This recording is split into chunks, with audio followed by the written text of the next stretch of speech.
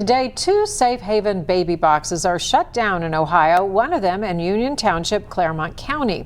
The boxes are a safety net for moms who see no other option to safely surrender their newborns. Local 12's Courtney Wheaton says it all stems from some confusion over how that law is interpreted in Ohio, leaving fire stations that have those boxes in limbo.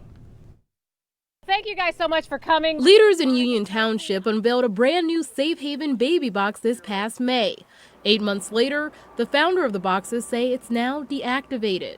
I'm not shocked because the Department of Health and the legislator didn't address it last year when it was brought to our attention, when we've been trying to get this resolved so that this didn't happen. Union Township Fire Chief Stan Dimling says unclear laws are forcing them to stop operating.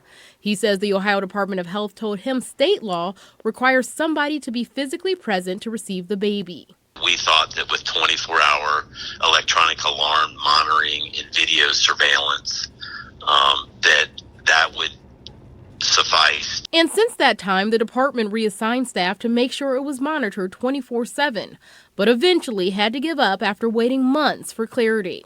We've been trying to work through a solution with state legislature and the Ohio Department of Health to get some recognition or change in the law if that's necessary to recognize electronic monitoring. The technology that's in these baby boxes today is amazing.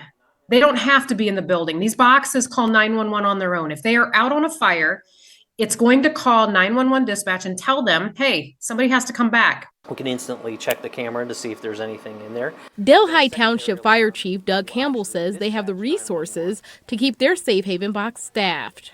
To be compliant with it is that you have to have a staffed entity. So having staffing that's available 24/7 is part of that equation. He's frustrated to see other locations close and says he hopes there's a reasonable fix. Kelsey says she's still waiting for answers. Codes and laws can be interpreted multiple different ways. And so we're just trying to get clarification. And if the Ohio Department of Health does not want baby boxes in fire stations, then just tell us that.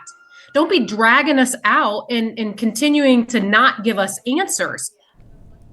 So obviously a lot to consider here when you're talking about the safety, the well-being of babies. What is the Department of Health saying about all of this? Well, I just got off the phone with them and they're saying a lot. They actually tell us leaders in the community who choose to have a safe haven box, they do so voluntarily. Those communities agree when they set up the box to follow the law, which requires someone to be with the box at all times so they can assess those babies that come in. And they also say that they will talk to state lawmakers about this issue in the future just to make sure to see if any changes can be made. All right, Courtney Wheaton leading us off tonight. Courtney, thank you so much. And the founder there of Safe Haven Baby Boxes was surrendered as a baby. That's why she's so passionate about this.